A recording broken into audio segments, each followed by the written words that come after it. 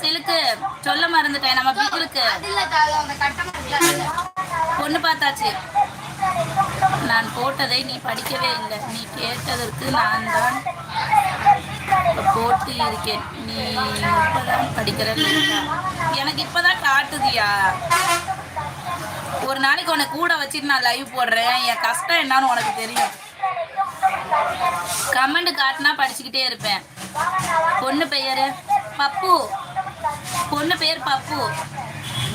எனக்கு வாங்கிட்டு வந்தா சிலுக்கு பிள்ளை வாங்கிட்டு வந்தா. நம்ம பிகிலுக்கு பார்த்த பொண்ணோட பேர் வந்து பப்பு குட்டி.